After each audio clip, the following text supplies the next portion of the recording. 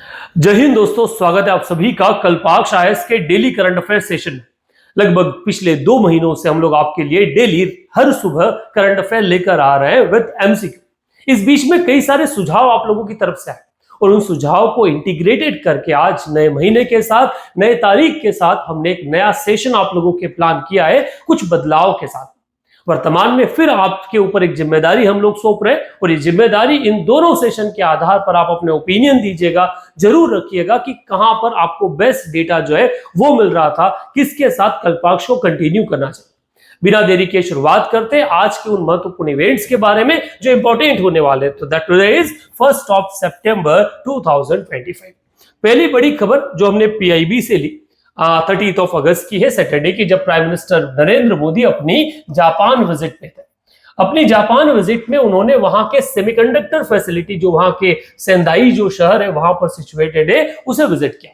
Prime minister Narendra Modi का यह visit काफी महत्वपूर्ण है क्योंकि वर्तमान में भारत में सेमीकंडक्टर मिशन जो है वो चलाया है और ये शुरुआत हमने अमेरिका के साथ की थी, पर अमेरिका से जिस तरह के हमारे संबंध चल रहे हैं उस संबंध के आधार पर हमें अब नए अल्टरनेटिव की तलाश है। और जापान के साथ वर्तमान में हमने India semiconductor supply chain partnership जो है उस पर काम करना शुरू किया है।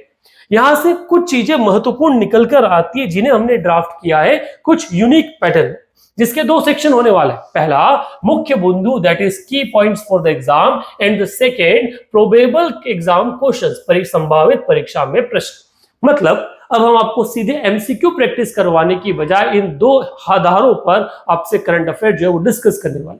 तो ये जो न्यूज हमने देखी, इस न्यूज में सबसे महत्वपूर्ण क्या है? प्रधानमंत्री नरेंद्र मोदी और जापान के प्रधानमंत्री नाम है शिगेरू इशिकावा ने सेंदाई मियागी जो प्रेफेक्चर जापान में सिचुएट है उसका दौरा किया। किस संस्था का? तो ऑर्गेनाइजेशन का नाम है टोक्यो इलेक्ट्रॉन मियागी लिमिटेड, जो अपने आप में जापान की सेमीकंडक्टर उपकरण निर्माण में अग्रणी कंपनी है, साथ ही साथ वर्ल्ड में वैल्यू चेन सप्लाई में बहुत बड़ा रोल रखती है। ग्लोबल वैल्यू चेन सेक्टर में इसका सबसे अहम भूमिका है। जापान भारत सहयोग के बारे में बात करें तो दोनों देशों ने सेमीकंडक्टर सप्लाई चेन पार्टनरशिप पर आधारित सहयोग के अपने कमिटमेंट को दोहराया है।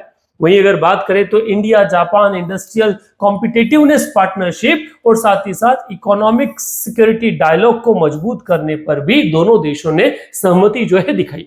ये मुख्य बिंदु है उस वाली न्यूज से जो न्यूज अभी हमने कवर की।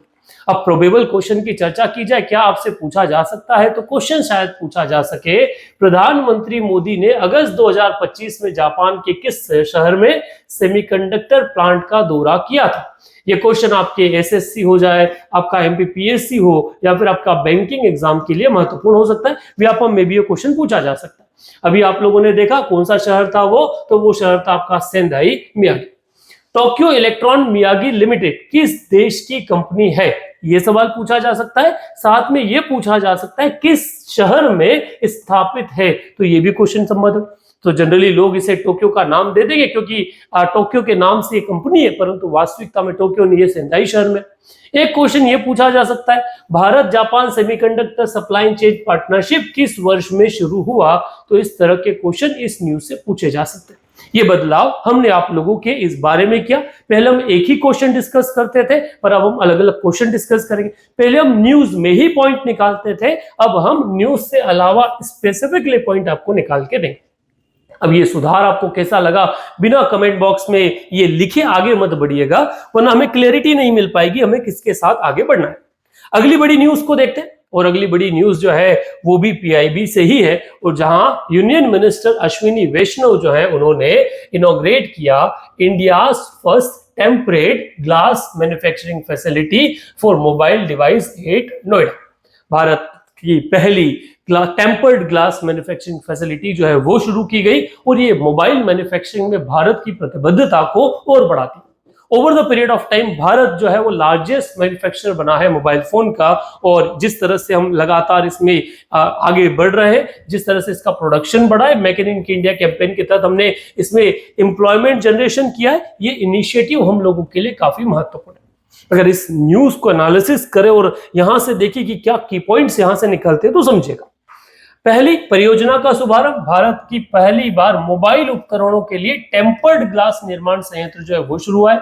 किसने शुरू किया? केंद्रीय मंत्री अश्विनी वैष्णव ने। कहां पर स्थित है? नोएडा में। किसके साथ साझेदारी में बना है? तो भैया यूएस की कंपनी है। और एक तो भारत की तरफ से कौन है? भारत की तरफ से ऑप्टिमस इलेक्ट्रॉनिक्स और यूएसए की कॉर्निंग एंड आईएनसी कंपनी जो है, इनके साथ की साझेदारी के साथ ये प्लांट शुरू किया गया। भारत में अगर इलेक्ट्रॉनिक सेक्टर का टोटल उत्पादन देखें तो वो 11.5 लाख करोड़ रुपीस का है, जिसमें से हम 3 लाख करोड़ रुपए का निर्यात करते हैं। भारत में इससे डायरेक्ट और इनडायरेक्ट 25 लाख लोगों को एम्प्लॉयमेंट जो है वो मिला है और लगातार 11 वर्षों में हमने 6 गुना ग्रोथ इसमें की।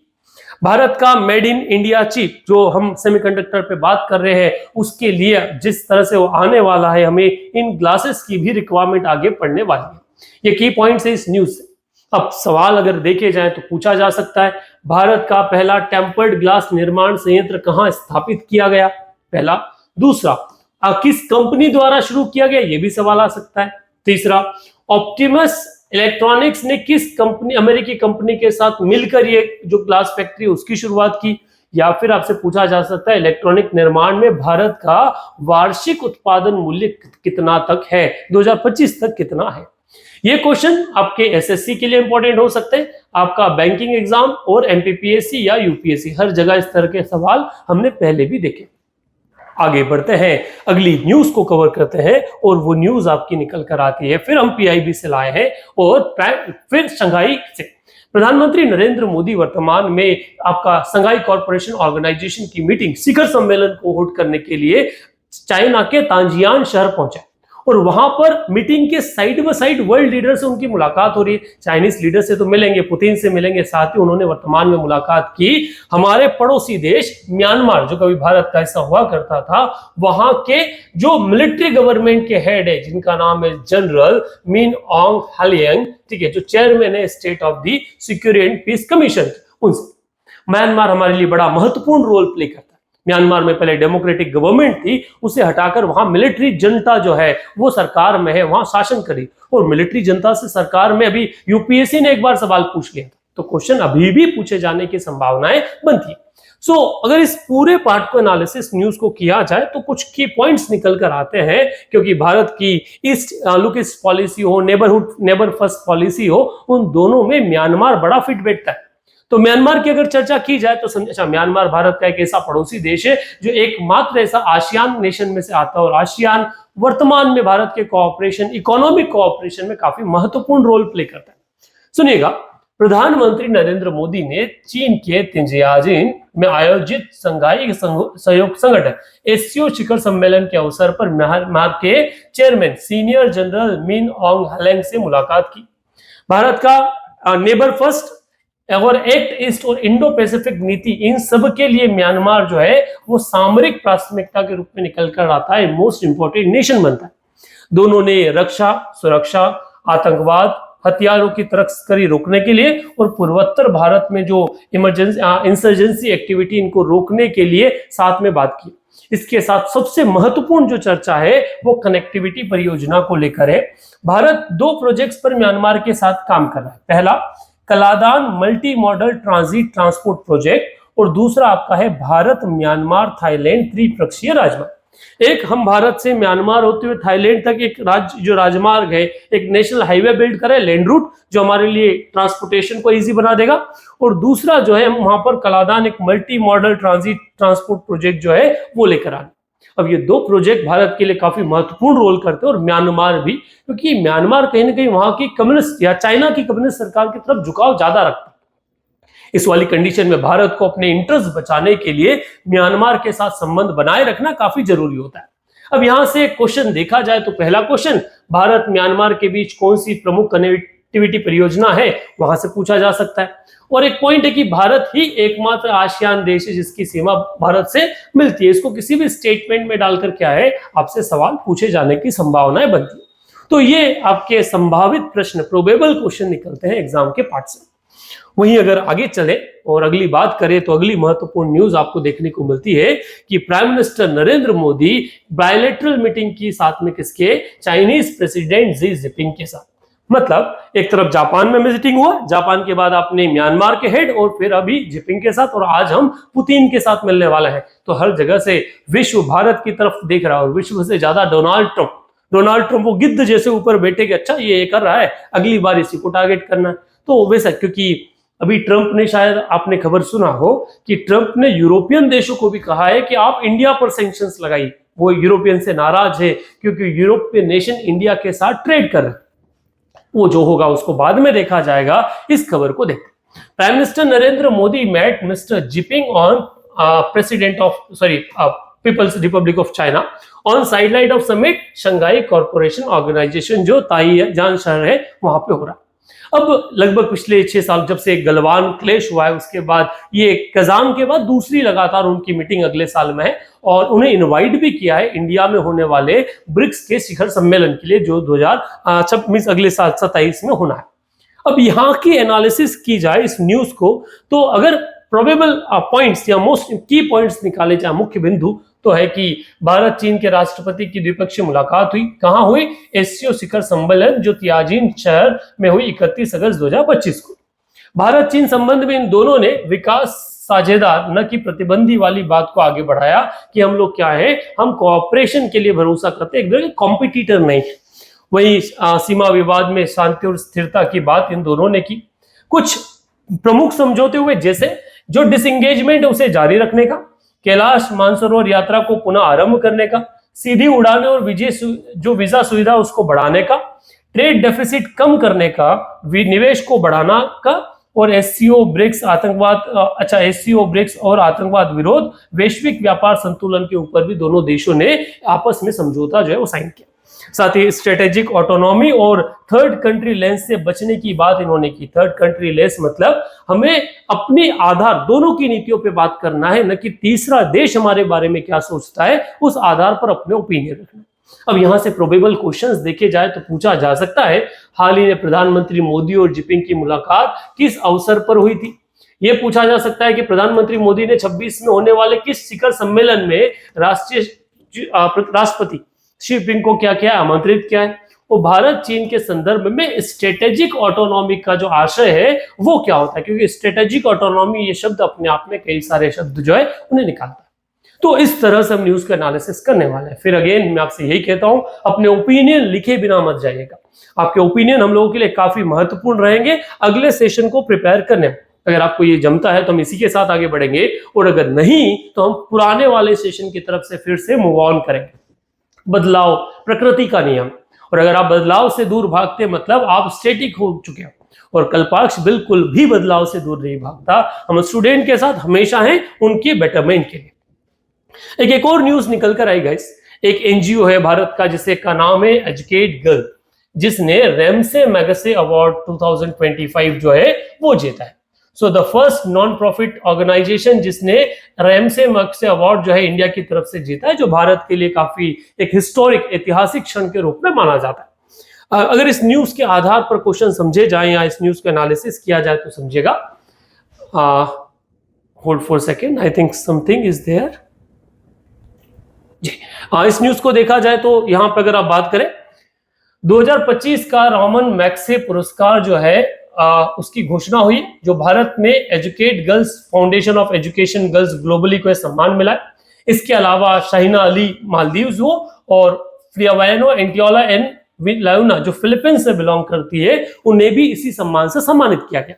एजुकेट गर्ल्स एनजीओ की बात की जाए तो इसकी स्थापना 2007 में की, जिसका मुख्यालय राजस्थान में है, और संस्थापक इसकी सफीना हुसैन जो है वो है।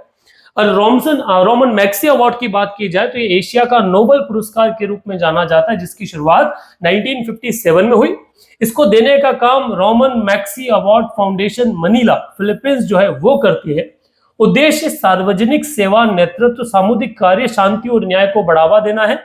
और भारत के इससे पहले विजेताओं की बात की जाए तो विनोबा भावे पहले विजेता थे, जिसके बाद जयप्रकाश नारायण, अरुणा रॉय, हर्ष मंदर, शहनाज हुसैन, किरण बेदी, पी साईनाथ और रविश कुमार, इसे कई लोगों को इस सम्मान से सम्मानित किया जा चुका है। और वर्तमान में सम्मान दिया गया है भारत के एक एनजीओ एजुकेट गर्ल्स को। अब यहां से की पॉइंट्स क्वेश्चन की बात की जाए तो पहले तो रोमन मैग्से अवार्ड 2025 में किस संगठन को मिला ये पूछा जा सकता है।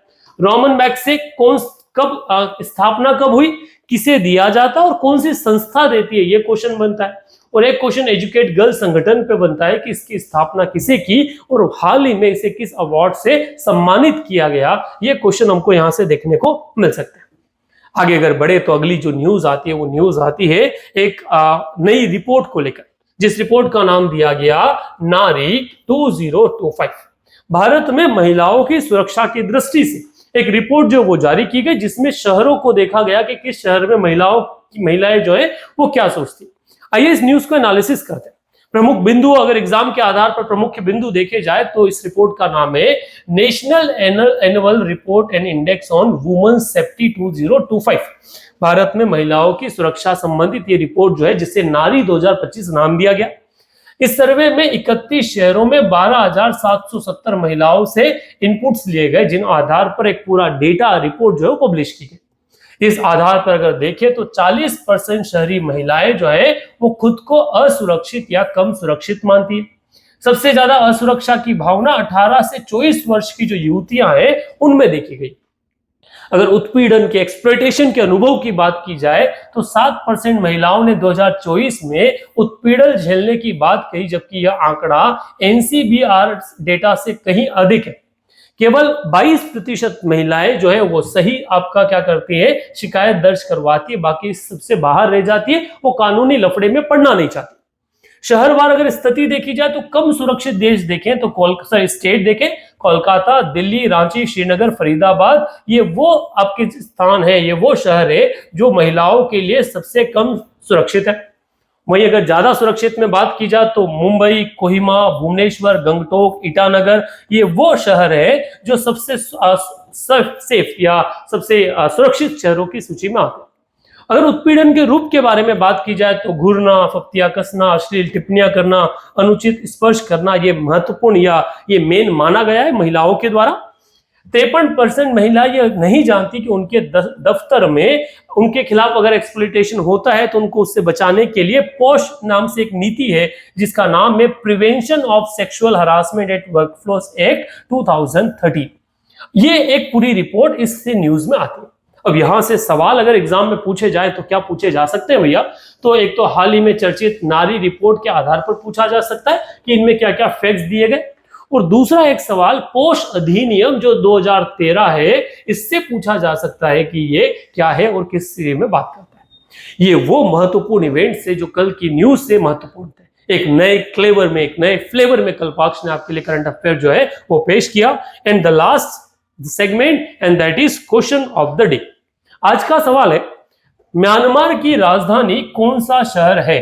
What is the capital city of Myanmar? Rangoon, Mandalay, Naypyidaw और बागु? करेक्ट ऑप्शन आप कमेंट बॉक्स में लिखिएगा। That's it for today. Thank you very much.